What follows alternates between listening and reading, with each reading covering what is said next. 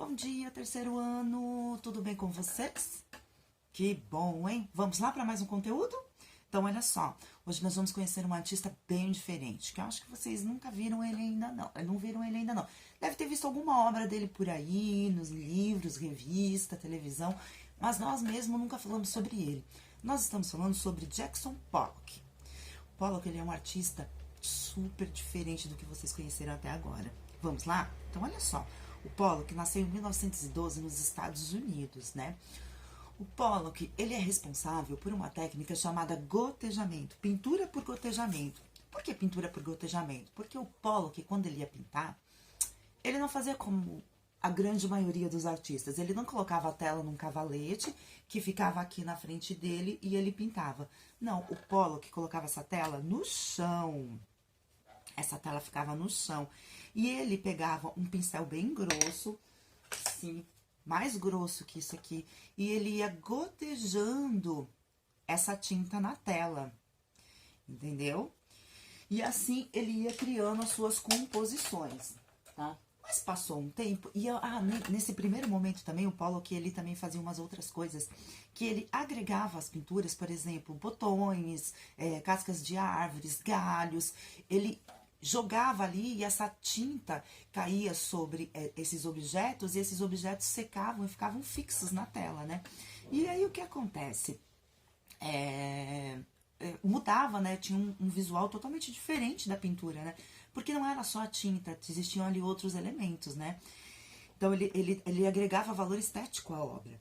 Só que com o passar dos anos, o Pollock ele foi desenvolvendo uma outra técnica. E o bastão ou o pincel grosso já não fazia mais o efeito que ele gostaria. Então, o que ele fez? O Pollock passou a pegar latas de tinta. Sim, ele pegava uma lata de tinta, ele fazia um furo no fundo dessa lata de tinta e ele ia passando sobre a tela e espalhando essa tinta. E essa técnica ficou conhecida como pintura de ação. Por que pintura de ação? Porque, olha só, o Pollock, ele circulava sobre a tela. Isso mesmo, ele andava por cima da tela para poder fazer os desenhos, para poder fazer as composições dele. Ele passeava por cima da tela, gotejando toda aquela tinta. Então, era mais ou menos como se ele estivesse desenhando no ar. E a tinta, ao encostar na tela, que estava sob os pés dele, se concretizavam ali.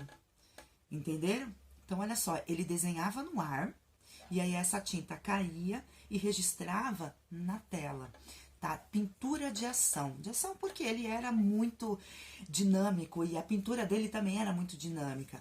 E a pintura dele, os quadros que ele pintava eram tão grandes, mas tão grandes, que o Pollock acabou utilizando como ateliê dele o celeiro que ele tinha lá na casa dele, que era bem grande, que ele colocava as telas no chão e que ficava espaço para que ele pudesse circular sobre aquela tela. Então, olha só, e o Pollock, ele também fez parte de um movimento chamado expressionismo abstrato, tá? Por que a gente diz abstrato, né? O que é uma pintura abstrata? Nós já conversamos sobre isso. Pintura abstrata é aquela que não traz figuras do nosso mundo real. A gente olha para ela, a gente não vê uma árvore, uma flor, uma casa, um carro, né? Uma pessoa. Então, ela é abstrata por quê? Porque ela mexe com a nossa criação, com o nosso processo criativo mental. Você olha para aquela tela e você fica tentando procurar ali formas que sejam conhecidas, mas ela não traz essas formas conhecidas. E ela traz formas que são totalmente desconhecidas, isso é chamado de pintura abstrata. E expressionismo, por que expressionismo? Expressionismo porque são linhas que remetem a uma expressão. Por exemplo, o Pollock, ele era muito dinâmico, ele era muito ativo. Então, ele tinha ali toda aquela expressão artística dele sobre aquela tela, entendeu? Então, ele tinha, os movimentos dele era a produção dele, certo, gente? E a gente pode dizer também que esse tipo de obra é um tipo de obra muito pessoal, é muito de cada um. Ninguém vai conseguir fazer igual a ninguém, né? Por mais que a gente olhe para a tela do Pollock e fala, nossa, né? Sério? Sim, de valor muito grande, porque ninguém consegue reproduzir uma tela do Pollock, porque ela é muito pessoal, ela é muito dele, os movimentos é dele. foram dele, né? Os movimentos foram dele. Foi ele quem instintivamente foi jogando aquela tinta sobre a tela e formando os seus desenhos. Então, olha só, se preparem que hoje a gente vai fazer arte, hein? Gente, obrigada, até mais tarde.